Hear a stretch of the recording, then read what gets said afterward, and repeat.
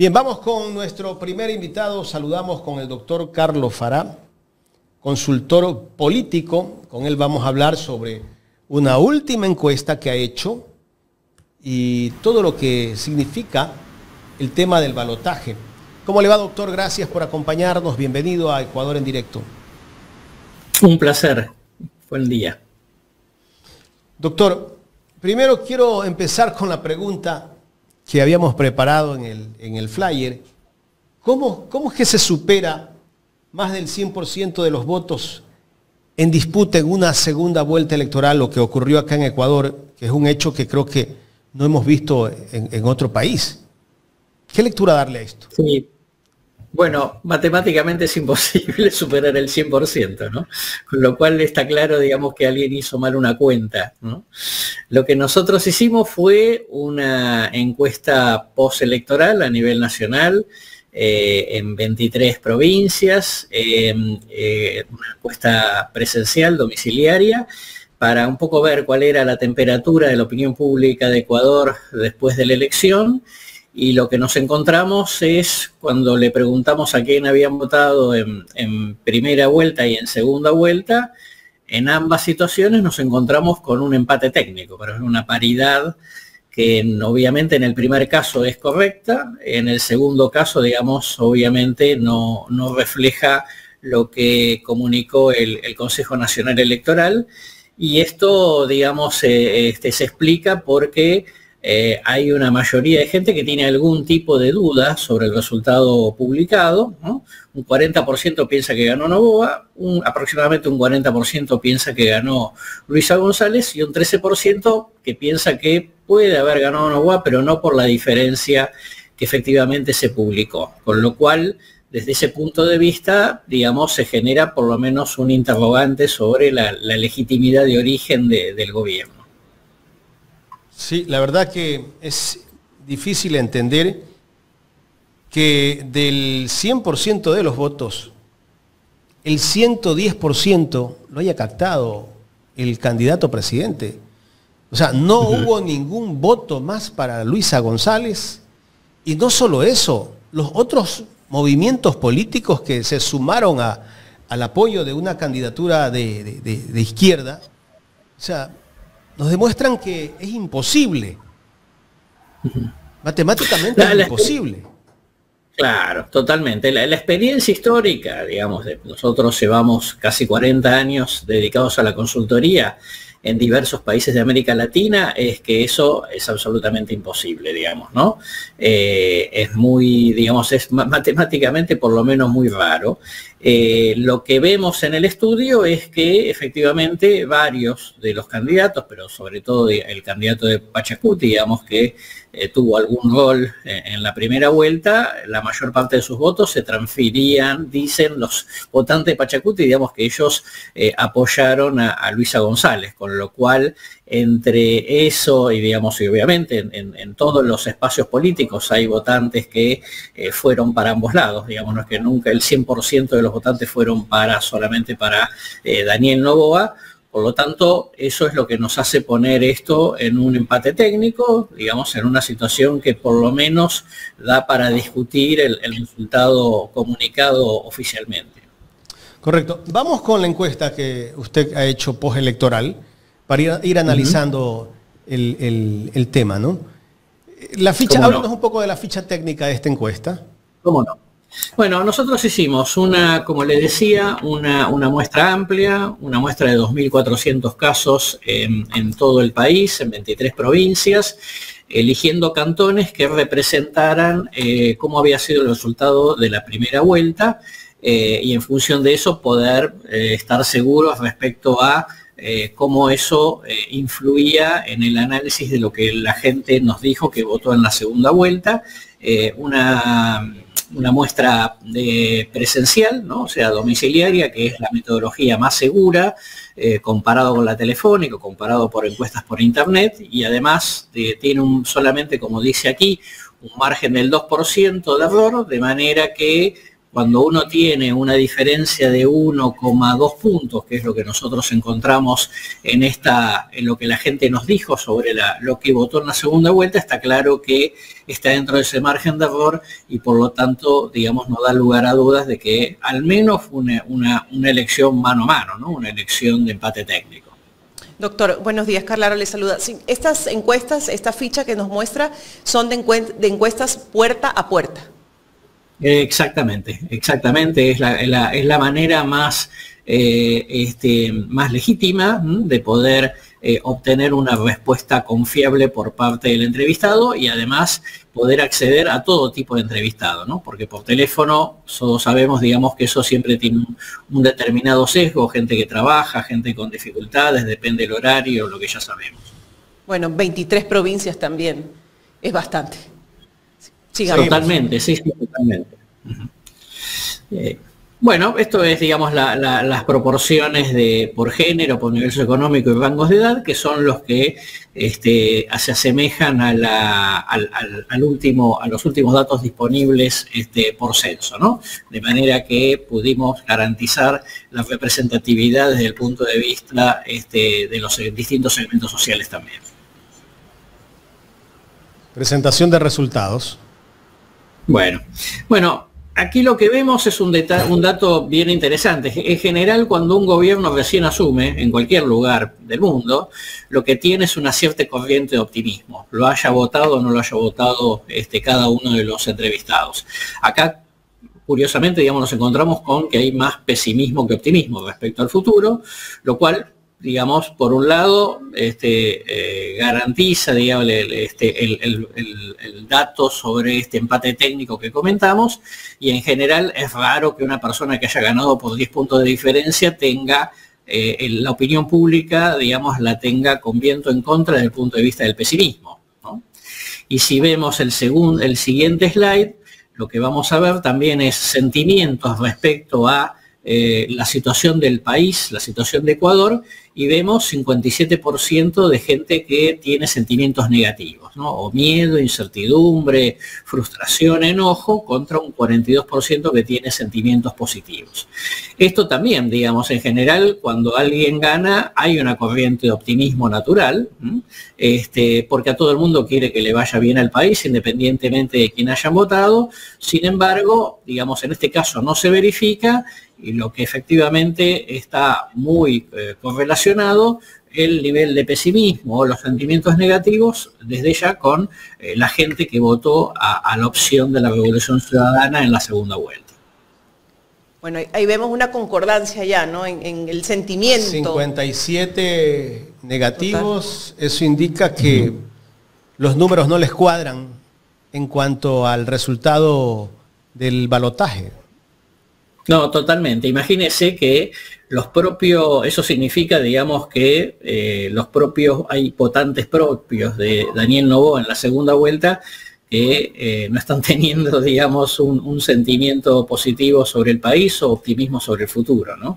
Entonces, obviamente, está claro que el resultado, digamos, para nosotros es más confiable lo que la gente nos dijo en esta encuesta postelectoral.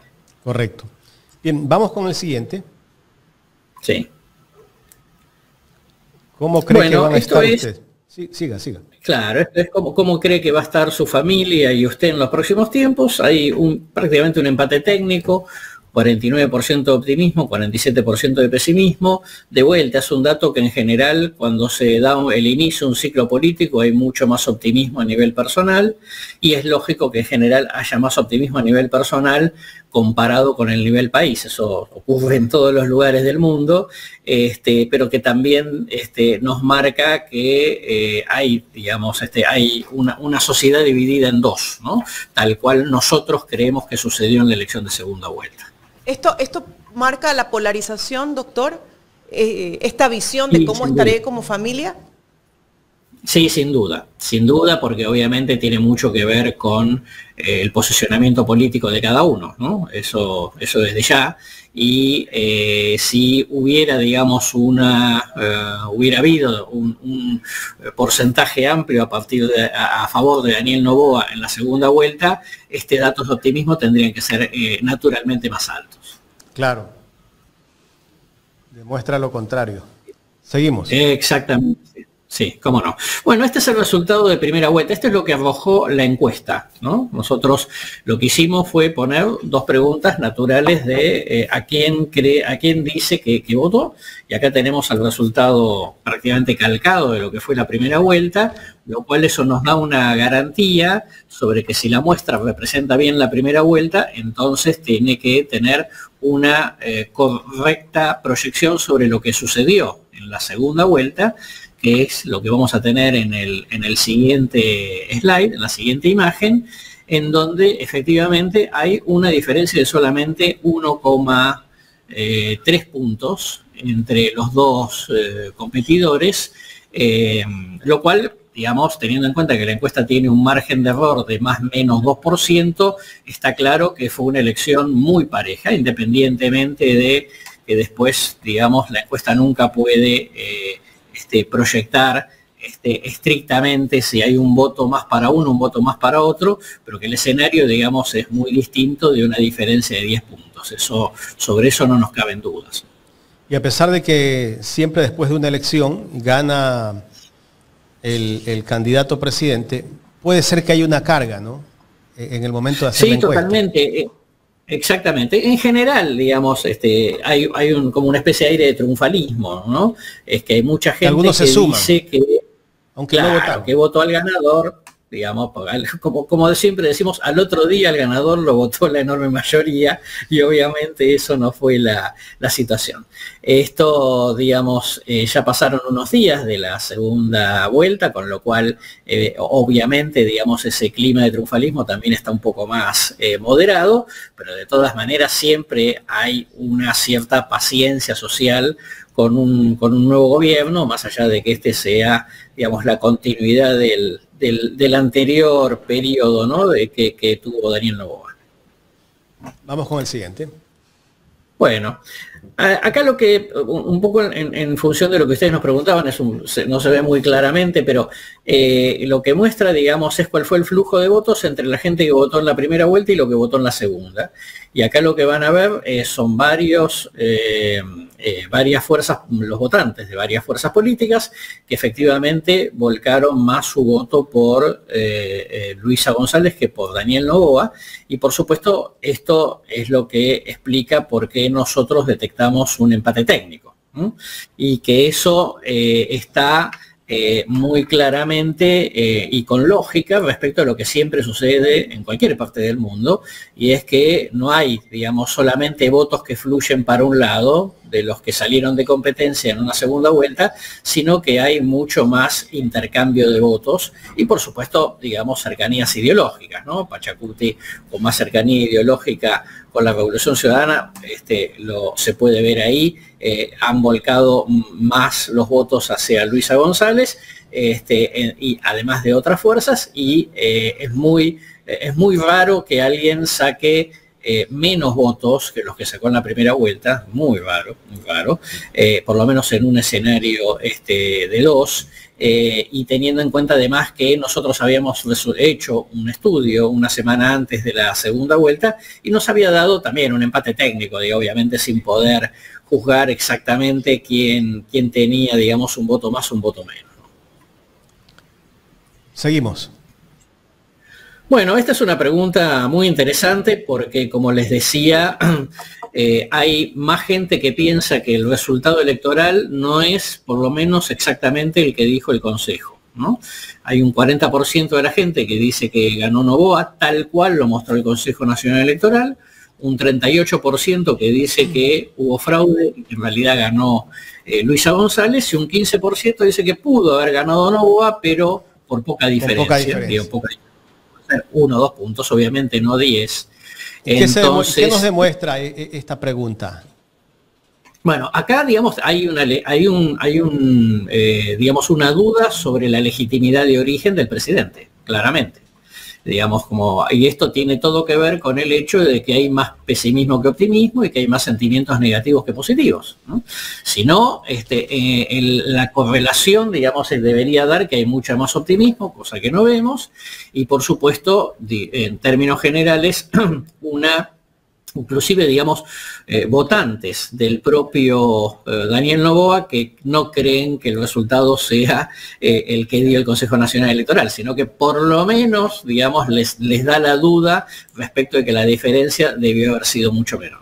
Pero, doctor, si yo evalúo la pregunta de ganó Daniel Noboa tal como lo mostró el CNE y hubo fraude y en realidad ganó Luisa, básicamente se asemeja el porcentaje. Claro.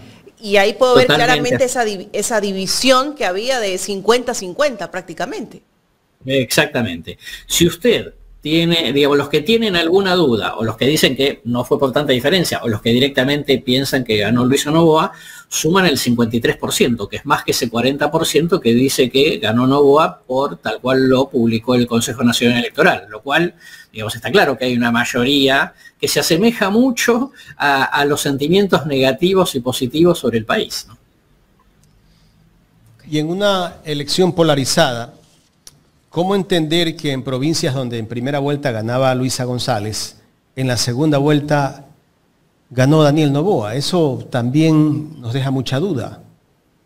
No, totalmente así, totalmente así. Y además, bueno, por supuesto, digamos, si uno considera solamente las capitales de provincia, sí hay una ventaja a Noboa, ni siquiera tan alta como la que publicó el Consejo Nacional Electoral, y cuando uno computa el resto de los votantes fuera de las grandes capitales, está claro, digamos, que hay una diferencia a favor de Luisa González superior a los 10 puntos. Con lo cual, está para nosotros, digamos, y es lógico que sucediese así por los estudios previos, sociológicos. Entonces, desde ese punto de vista, la fotografía, digamos, es muy rara porque ya la primera vuelta había sido muy polarizada, ¿no? Si la primera vuelta hubiera sido mucho más fragmentada, uno podría poner algún interrogante, pero la verdad es que la fotografía de primera vuelta fue ya muy clara en ese sentido. Correcto. Vamos a la siguiente. Bueno, acá lo que hicimos fue medir la imagen de las tres principales figuras, de los dos competidores y del expresidente Correa. Hay prácticamente, digamos, una paridad entre los tres. También este es un indicador, ¿no?, de que la Revolución Ciudadana tiene, y después lo vamos a ver en otro slide más, tiene suficiente fuerza todavía en la opinión pública como para pensar que efectivamente estamos en un escenario de dos mitades, ¿no? Lo que estamos en un escenario muy volcado en un determinado nivel. Y si vamos al siguiente slide, obviamente vamos a ver que los tres son casi conocidos por el 100% de la gente, y que efectivamente Rafael Correa y Luisa González tienen un margen de opinión a favor, ¿no?, en un nivel más o menos parecido técnicamente al que tiene el propio presidente. Entonces, digamos, tampoco uno puede decir que haya del lado opositor un déficit de imagen que explique una diferencia como la que publicó el Consejo. ¿Esto significa, doctor, que ese 50% de la población aún ve a Rafael Correa como una figura política fuerte? Sí, eso sin lugar a dudas, por lo menos 45%. Acá, digamos, la pregunta incluye una consideración regular, que nosotros acá por espacio no lo pusimos, que son unos 17 puntos, pero que claramente, digamos, tiene balance positivo, sin lugar a dudas. Vamos a decir así, por lo menos, y hace mucho tiempo que no está en el poder Rafael Correa, tiene tanta fuerza como la del propio Noboa, ¿no?, que, digamos, en estos momentos... O sea, justamente a eso íbamos, ¿no? A pesar del ataque mediático. Porque todos los ataques que se han dado pues durante ya 7 años, persecución política y el tratar de desgastar internamente dentro del país la imagen del presidente Correa, podría parecernos de que no tiene esa proyección, pero bueno, los resultados le dicen, claro, no, aún la mantiene. Sí, acá, digamos, hay dos detalles para pensar. El primero es que también los liderazgos se los considera en función de cómo fueron los gobiernos que sucedieron a Correa, ¿no? en el medio hubo dos gobiernos, digamos, con complejidad desde el punto de vista de balance negativo, y entonces, por supuesto, digamos, también la gente activa su memoria en ese sentido. Y el otro detalle para tener en cuenta es que muchas veces los ataques terminan convirtiéndose en un boomerang, digamos, para el que los hace, ¿no? Es decir, no necesariamente los ataques significan claramente, lo vemos por estos datos, que van a perjudicar al atacado, ¿no? Mucha gente que hace política cree que puede haber un correísmo sin Correa. ¿Qué lectura darle a esto? Bueno, a ver, el desempeño de la candidata Luisa González fue muy bueno, ¿no? Obviamente. Llegó a la instancia final, digamos, hizo una primera vuelta mejor de la esperada, finalmente para nosotros, digamos, termina en este empate técnico, con lo cual, bueno, digamos, una figura no es solamente una figura por sí misma, ¿no? Sino es una figura en el marco de un partido político, un proyecto político, un liderazgo de referente. Entonces, por supuesto, digamos, todo entra dentro del combo, ¿no?, que termina de considerar la opinión pública para valorar a una alternativa política. Correcto. Bien, vamos con la siguiente imagen. ¿Cómo no? Bueno, esto es muy interesante, ¿no? Porque es la aprobación o desaprobación de la gestión del presidente, también en empate técnico, ¿no? Un punto más que desaprueba que los que aprueban. De vuelta, lo que habitualmente sucede es que el que gana una elección, automáticamente la gente lo considera con un alto nivel de aprobación, aunque más no sea por una corriente de triunfalismo o por una corriente de esperanza, pensando que las cosas van a ir mejor. En este caso no se verifica y tiene que ver, todo que ver con lo que la gente nos dijo que votó en segunda vuelta y lo que mencionábamos al principio respecto a los sentimientos negativos o el mayor nivel de pesimismo, optimismo a nivel país, ¿no? Con lo cual arranca, vamos a decir así, más allá de la legitimidad de origen, arranca por lo menos también con expectativas muy moderadas respecto a este nuevo mandato. Doctor, ahí hay un 9% que es, no sé, o sea, ni apruebo ni desapruebo. Cuando tengo ese porcentaje de un 9%, ¿qué me dice ese porcentaje? ¿Que va más hacia aprobar o hacia no aprobar? ¿Hacia dónde podría ir? Sí. En términos generales es gente que formalmente no tiene opinión formada, pero que en general son bastante más escépticos, ¿no? Tienden a ser más escépticos sobre el futuro, sobre la política, sobre el gobierno de turno. Con lo cual, digamos, si yo fuera el gobierno, me quedaría con ese 45, no computaría, digamos, esos 9, ¿no? Me parece que hay un 54%, vamos a decir así, un 55% que efectivamente no la aprueba, independientemente de si tiene o no una opinión formada. Y esto en reflexión ya de todos los resultados, ¿qué me dice? Que el gobierno tiene que actuar o mejorar para no bajar su nivel de aprobación, porque si yo desapruebo un 46% es bastante. El gobierno en 6 meses, si no empieza a accionar, obviamente su nivel de desaprobación va a subir, más aún si tengo un 9% de no sé. Claro, totalmente, porque además hay que tener en cuenta que no es un nuevo gobierno, ¿no? En realidad es la continuidad de los 2 años anteriores, ¿no? Y entonces obviamente es un gobierno que entra desgastado a esta nueva etapa.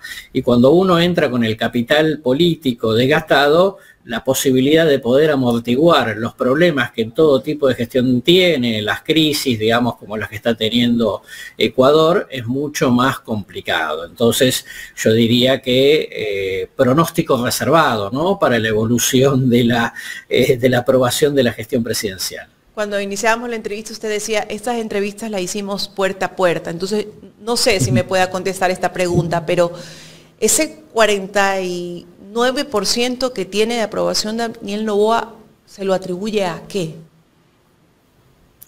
Bueno, a ver, primero está claro que Noboa, digamos, es un presidente que vino a enmendar lo que fue claramente, digamos, un fracaso del gobierno de Lasso, ¿no?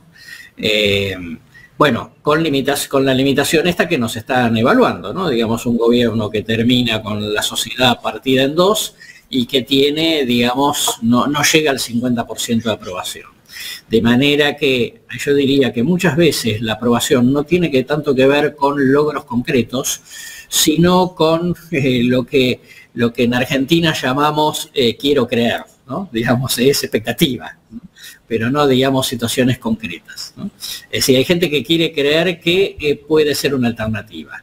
Con el tiempo, digamos, obviamente después iremos viendo, pero digamos, yo creo que la promesa de mano dura frente al tema de violencia, narcotráfico, etcétera, es lo que, digamos, ha generado algún tipo de expectativa y, por supuesto, después siempre hay un componente de voto en contra de la oposición, ¿no? De gente que, digamos, que prefiere decir que aprueba el gobierno de turno, no tanto porque le guste, sino porque está en contra de la oposición. Doctor, pero ¿cómo entender que el gobierno de Noboa en 1 año y medio, en el 2024, tuvimos un país con 14 horas de apagón, uno de los países más inseguros de la región y hasta podríamos decir del mundo, pueda captar más votos que un proyecto político que en su momento demostró que se hizo mucho por el país o hizo mucho por el país? ¿Cómo entender a esa población que votó por Noboa y por qué votó por Noboa? A ver, tengamos en cuenta que el mandato anterior de Noboa obviamente no fue un mandato de 4 años, ¿no? Que fue un mandato, digamos, que vino a completar el periodo anterior. Entonces, desde ese punto de vista, digamos que podremos empezar a evaluar realmente a Noboa, la opinión pública, poder empezar a evaluar realmente a Noboa a partir de ahora, ¿no? Porque en un punto, digamos, con esta debate, ¿no? Con esta polémica sobre el resultado final, está claro que el punto, digamos, es que no llega en su mejor situación, ¿no? Y una sociedad muy polarizada, digamos, con los ataques que ustedes estaban comentando recién, termina generando este punto. Pero muy claramente, también como comentaban ustedes, va a tener que ajustar clavijas muy rápidamente sobre la eficiencia de gestión, si no, a medida que vaya pasando el tiempo, digamos, claramente le va a jugar en contra, ¿no? Y eso puede llegar a tener influencia sobre la elección municipal y regional próxima. Correcto. Otra inquietud, ¿por qué el CNE no dio paso a que se abran las urnas? ¿Qué nos da a entender cuando el CNE por todo lado evitó abrir las urnas y el Tribunal Contencioso Electoral acá tampoco permitió a una apelación? A ver, lo ideal que sucede, digamos, en muchos países es que la oposición tenga derecho a abrir todas las urnas, a hacer todos los recuentos posibles, porque es la señal de mayor transparencia que efectivamente se pueda dar. Eso también, creo que ese dato que usted menciona, sin duda contribuye a que haya una importante cantidad de gente que tiene una duda sobre el resultado final que publicó el CNE. Si no, digamos, precisamente se abren las urnas, se tarda más o se tarda menos, ¿no? Seguramente no hay que abrir todas las urnas, ¿no? Digamos, hay que abrir una cantidad sobre las cuales puede existir alguna sospecha razonable. Claro, publicar el resultado 2 días antes, 2 días después, digamos, no cambia la situación, y en la medida en que se pueda contribuir a la sensación de transparencia y a la legitimidad del resultado final, digamos, sobre eso no debería haber discusión. Correcto. No sé si tenga alguna otra inquietud, Carlita. Yo tengo una inquietud como visión general, porque el país está muy polarizado y eso se vive, doctor, en cada rincón, en cada familia, en cada trabajo. Es una división que hay impresionante. ¿Hay posibilidades dentro de este estudio, cuando uno analiza los datos, de que en algún momento termine esta polarización? Es que está tan marcado que pareciera que nunca va a terminar. Claro. A ver, como de vuelta, algo que decimos en Argentina, para bailar un tango hace falta dos, ¿no? Con lo cual, digamos, si hay uno de las mitades que alienta la división, la polarización, la grieta, es muy difícil, digamos, que de corto plazo eso se pueda modificar, para ser sincero, ¿no? Lo hemos vivido en varios países en América Latina, con lo cual, desde ese punto de vista hay que ser muy cauteloso, ¿no? Es lo aconsejable.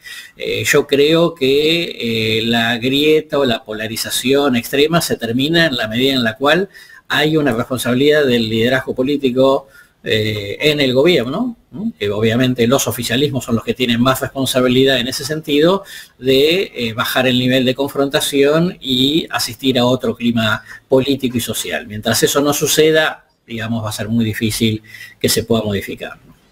Nos quedan 2 láminas todavía. Vamos con la siguiente.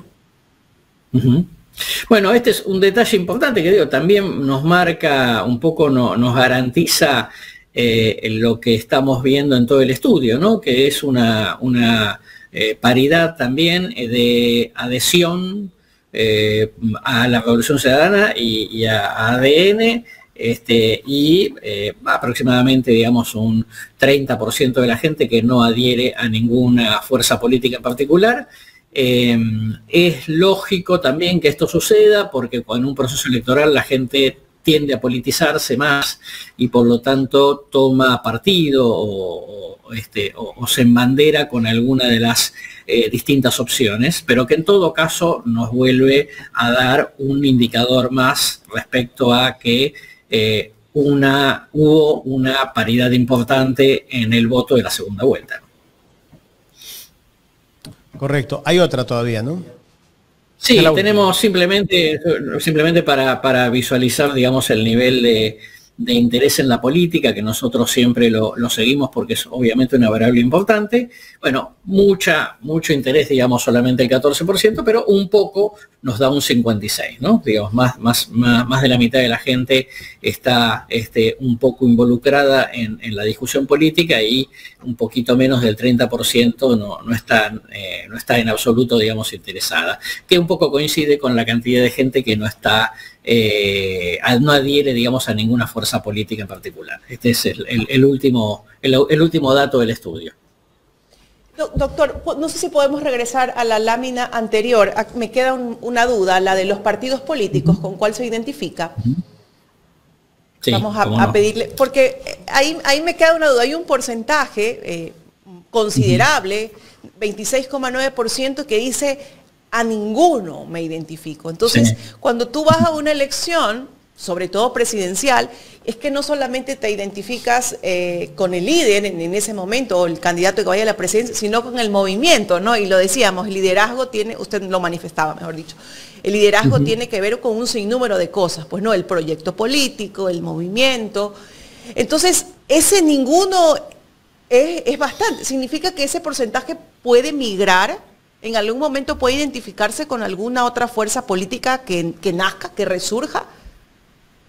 Bueno, sí, es más difícil que eso suceda porque en general es un público desafectado de la política, no solamente, digamos, con por lo menos los 2 o 3 principales expresiones políticas que figuran, que la gente mencionó espontáneamente aquí en el resultado. Entonces, digamos, en general está como más raro.